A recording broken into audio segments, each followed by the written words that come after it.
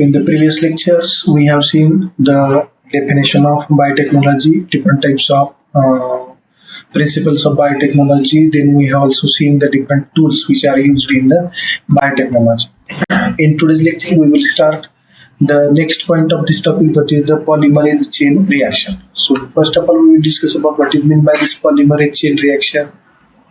Is it the reaction or any instrument which is used in the recombinant DNA technology?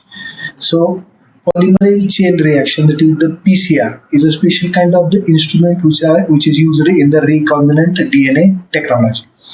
So it is the device used for gene cloning or gene multiplication in vitro. मागच्या तासाला आपण बऱ्याचशा प्रमाणात introductory part याच्यातला बघितलेला होता. या तासामध्ये आपण PCR हे जे एक डिव्हाइस किंवा इन्स्ट्रुमेंट जे आहे ते जेनेटिक इंजिनिअरिंग मध्ये वापरलं जातं त्याच्यावरती आपण चर्चा करूयात. हे जे PCR जे डिव्हाइस आहे कशासाठी वापरलं जातं तर जीन क्लोनिंग किंवा जीन मल्टिप्लिकेशन साठी. ही जी प्रोसेस आहे कशी केली जाते, इन विट्रो केली जाते. तर पण इन विट्रो आणि इन विवो म्हणजे काय? इन विट्रो ही अशा पद्धतीची प्रक्रिया असते जी एखाद्या सजीवाच्या शरीराच्या बाहेर केली जाते. एखाद्या सजीवाच्या शरीराच्या पेशीच्या बाहेर केली जाते, त्याला इन विट्रो म्हणायचं. आणि in vivo, inside the cell और inside the body of the organism. These are the two different types of the words which are generally used during the different types of process of the biology. So PCR is the gene cloning or gene multiplication which is carried out in vitro. It is the amplification of gene of interest through the PCR. Polymerase chain reaction हे दुसरं तिसरं काही नसून amplification of jeans. Amplification म्हणजे काय? त्याचा number वाढवणे, amplify करणे. काय एम्प्लिफाय करायचं तर जो काय आपला इंटरेस्टचा जीन असेल, सिक्वेन्स असेल किंवा काय तो RNA मॉलिक्युल असेल, DNA मॉलिक्युल असेल, याच्या मल्टिपल कॉपीज तयार करणं पीसीआरच्या मशीनच्या सहाय्यानं ते जे येतं ते या प्रोसेसमध्ये सगळं या ठिकाणी दिसून येतं. ही जी प्रक्रिया आहे पीसीआर मशीन जी आहे हे सुरुवातीला 1985 मध्ये कॅरी मुलिस या शास्त्रज्ञाने ही टेक्निक्स पहिल्यांदा इंट्रोड्यूस केली.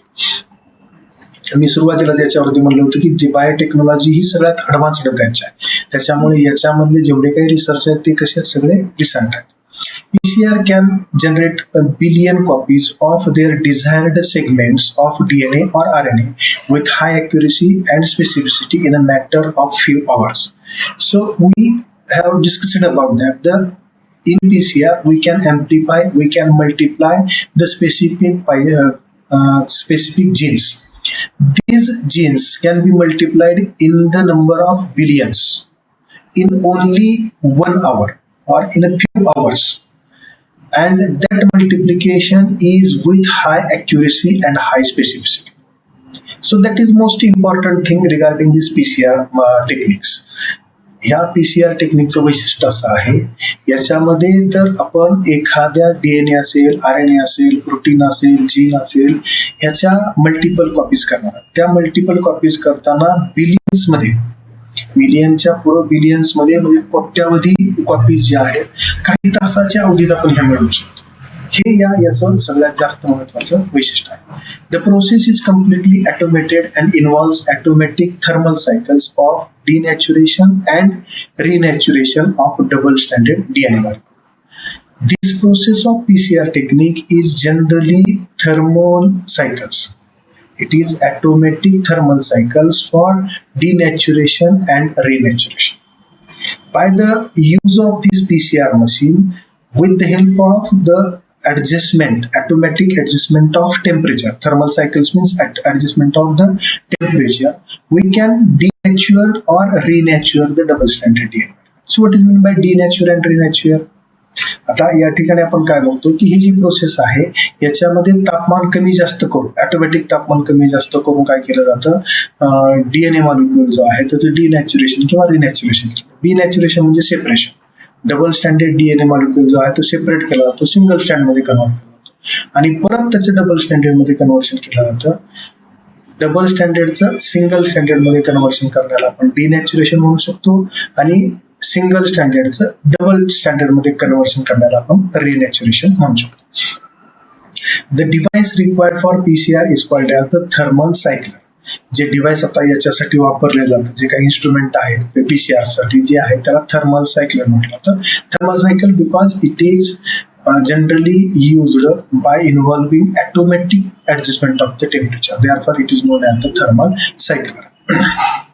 So, what is the requirement of this PCR machine? What are the different types of instruments? What are the different types of the components? What are the different types of the requirements of this PCR, which are carried out by the in vitro amplification of the DNA molecule? Are DNA containing the desired segment to be amplified? Several molecules of 4 deoxyribonucleosides triphosphates, and most importantly the different types of the primer molecules, heat stable DNA polymerase enzymes, and appropriate quantities of Mg plus ions. So these are some of the requirements of that PCR machine. PCR साठी लागणारे जे काही महत्वाचे घटक आहेत, सगळ्यात महत्वाचं काय असणार आहे, जो DNA सेगमेंट आहे ज्याच्या आपल्याला अँप्लिफिकेशन करायचं आहे, तो किती का कोणत्या जीनसाठी आहे तो तेवढा सेगमेंट. त्यानंतर त्याच्या सिंगल स्टँडर्ड करून परत डबल स्टँडर्ड करण्यासाठी म्हणजे त्याचं अँप्लिफिकेशन करण्यासाठी लागणारे वेगवेगळे डिऑक्सिरायबोन्यूक्लियोटाइड्स मॉलिक्यूल, त्यानंतर प्रायमर मॉलिक्यूल जे त्या ठिकाणी नवीन स्ट्रँड तयार करण्यासाठी गरजेचे असतील, त्यानंतर polymerase enzyme, DNA polymerase enzyme म्हणजे डीएनए तयार करणारा एन्झाईम जो पॉलिमरेज तो लागेल, आणि Mg प्लस आयन्स पण त्या ठिकाणी आपल्याला याच्यामध्ये गरजेचे आहेत. ठीक आहे. त्यानंतर the next point, mechanism of this PCR. How this PCR is carried out? At the start of PCR, the DNA segment and excess of 2 primary molecules, 4 deoxyribonucleotides triphosphates, and the thermostable DNA polymerase are mixed together in Eppendorf tube, and the following operations are performed. So, the PCR machine, this is the diagrammatic representation of the image of the PCR machine. In this PCR machine, we have to add the different types of requirements which are needed for the amplification of desired DNA segment. बरोबर आहे. या ठिकाणी ही machine आहे. या machine मध्ये आपल्याला ज्या काही गोष्टी आवश्यक आहेत त्या आवश्यक असलेल्या गोष्टी कशासाठी या अँप्लिफिकेशन करणार आहे, या अँप्लिफिकेशन साठी लागणाऱ्या सगळ्या गरजी याच्यात टाकणार. याच्यात टाकताना त्याच्यासाठीचं जे इन्स्ट्रुमेंट वापरलं जातं ते इन्स्ट्रुमेंट जे आहे ते हे एपेंड्रॉफ ट्यूब आहे. ह्या एपेंड्रॉफ ट्यूबच्या साह्यानं जी आहे ती प्रोसेस जी आहे ती आपण काय करणार आहे, कम्प्लीट करणार. मग ही एपेंड्रॉफ ट्यूब म्हणजे काय, कशामध्ये एपेंड्रॉफ ट्यूब आहे, तर this is the Eppendorf tube. Plastic, or we can say as a glass tube, which is having the specific kind of the shape which can be adjusted in that PCR machine. In that Eppendorf tube, the DNA segment which we have to amplify, different types of nucleotides, primer molecules, enzymes, and magnesium ions. All these components are added in that Eppendorf tube. जे काही content आहे ते content सगळं त्याच्यामध्ये टाकलं तर tube मध्ये, आणि ती ट्यूब जी आहे ती कशामध्ये ठेवायची, PCR मध्ये. आणि त्यानंतर त्याच्यासाठी 3 वेगवेगळ्या स्टेप्स मध्ये ही प्रोसेस जी आहे ती केली जाते. We will see one by one the different types of the steps carried out in the PCR. The first step, the reaction mixture is heated to temperature 90 to 98 degrees centigrade to separate 2 strands of the desired DNA. This is called as the denaturation. This is the diagrammatic representation of the that PCR technique. पहिल्या step जी आहे ज्याला denaturation म्हटलं. Denaturation, separation of the 2 different types of polynucleotide chains present in the double-stranded DNA molecule. In this process, the content is heated near about 90 to 98 degrees centigrade. साधारणतः 98 degree centigrade पर्यंत तापमान जे आहे ते पीसीआरचं वाढवलं जातं. त्याच्यामुळे काय होतं, जो 2 पॉलिन्यूक्लियोटाइड चेन्स आहेत त्या 2 पॉलिन्यूक्लियोटाइड चेन एकमेकापासून वेगळ्या होतात. 2 पॉलिन्यूक्लियोटाइड्स एकमेकापासून वेगळ्या होण्याचा जो प्रकार आहे त्याला काय म्हणलं जातं, डिनॅच्युरेशन. जे हे पहिल्या स्टेप्स मध्ये या ठिकाणी ती प्रोसेस जी आहे ती त्या ठिकाणी कम्प्लीट होते समजा. In the second step, the mixture is allowed to cool 40 to 60 degrees centigrade. That permits pairing of the primer to the complementary sequences in DNA. This is called as annealing. ज्या 3 steps आहेत त्याच्यातली दुसरी जी step आहे त्याला अॅनेलिंग म्हटलं जातं.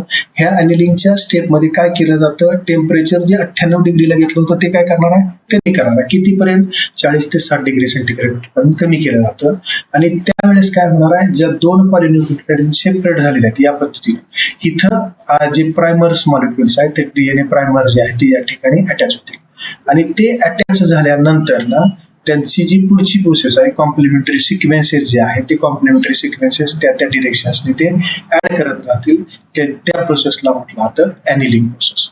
Last step which is known as the renaturation, where the temperature is again increased to 70 to 75 degrees centigrade, which allow the thermostable DNA polymerase to use single stranded DNA as a template and adds the nucleotides.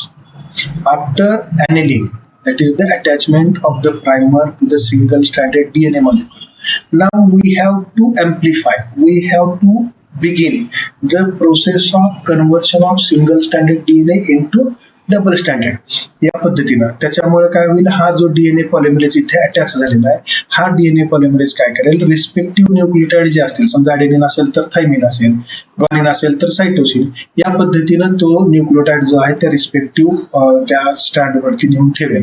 आणि त्या याच्यापासून काय होणार आहे, त्या ठिकाणी double standard copy जी तयार आहे त्या ठिकाणी तयार होईल. ती जी प्रोसेस आहे, this process is called as a primer extension. Primer molecule आहे त्याची एक्सटेन्शनची प्रोसेस जी आहे ती त्या ठिकाणी चालू होते. It takes around 2 minutes. ते जे आहे साधारणतः 2 मिनिटाचा याच्यामध्ये कालावधी ती प्रोसेस कम्प्लीट होते. All this completion of 3 steps require near about 3 to 4 minutes. ह्या प्रोसेसला साधारणतः 3 ते 4 मिनिटाचा कालावधी लागतो. आता ह्या सगळ्या ज्या स्टेप्स आता इथे बघितलेल्या आहेत आपण, 1 नंबर, 2 नंबर, 3 नंबर, ज्याला आपण 3 स्टेप म्हटलं, डिनॅच्युरेशन, ॲनिलेशन आणि रिनॅच्युरेशन.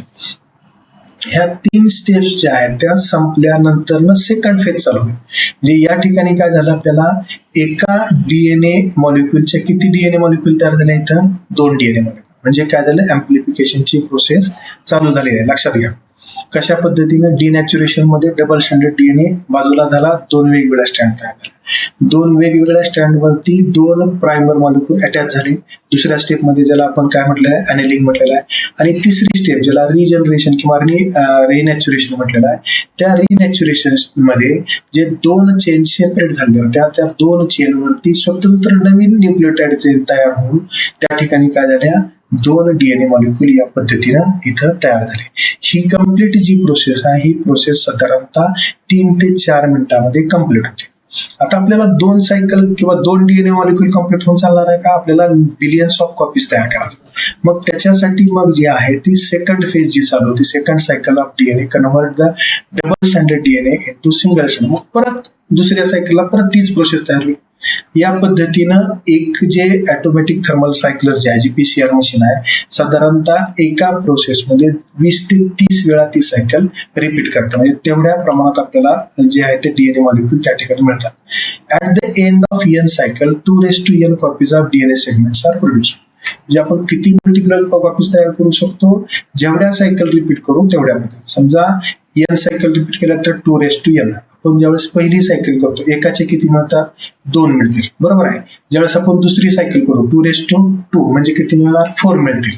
तिसरी सायकलला 2 म्हणजे या पट्टीत ते वाढत जातात. हे किती वेळा होते, 20 ते 30 वेळा होते एका पीसीआर थर्मल सायकलरमध्ये. म्हणजे या पद्धतीनं आपण एका डीएनए सेगमेंटच्या बिलियन्स ऑफ कॉपीज जे आहेत ते तयार करू शकतो आणि त्या ज्या आहेत ते आपण वेगवेगळ्या प्रोसेससाठी वापरतो. मग आता हे जे एवढ्या बिलियन्स कॉपीज तयार झाले, they have to be separated. These are separated on a special kind of process which is known as the gel electrophoresis. Gel इलेक्ट्रोफोरेसिसच्या सहाय्याने हे अँप्लिफाईड जेवढ्या काही कॉपीज निघालेल्या डीएनए सेगमेंट्स जे आहेत ते प्युरिफाय करून जेल इलेक्ट्रोफोरेसिस वरती सेपरेट केलं जाऊ शकतं. After separating the amplified DNA segments can be inserted into the cloning vector. आता हे सगळं करायचंय कशासाठी आपल्याला, तर हे डीएनए मॉलिक्यूल आपल्याला इन्सर्ट तर करायचे आहेत. कशावरती?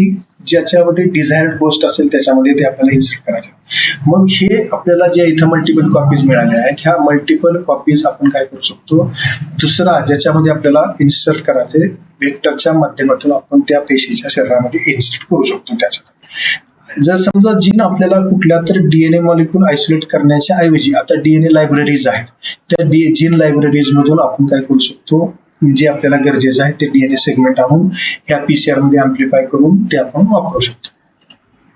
So this is all about the process which is carried out in the PCR machine. By means of this, we can produce the multiple copies of the double-stranded DNA. In the same way, we can produce the multiple copies of RNA molecules or the genes which are produced for the production of different types of the proteins, etc. ज्या ज्या ठिकाणी आवश्यकता आहे त्याच्याच ठिकाणी multiplication करण्यासाठी ही PCR machine जे आहे ते त्या ठिकाणी वापरलं जाऊ शकते. आता हे पीसीआर मशीन या पद्धतीने वापरताना याच्यासाठी कोणकोणते एन्झाईम्स लागतात, जे रिकॉम्बिनंट डीएनए टेक्नॉलॉजी जी आहे त्याच्यामध्ये बायोमॉलिक्युल्स कोणते वापरले जातात, या सगळ्या गोष्टी ज्या आहेत आपण पुढच्या तासामध्ये डिटेलमध्ये बघूया.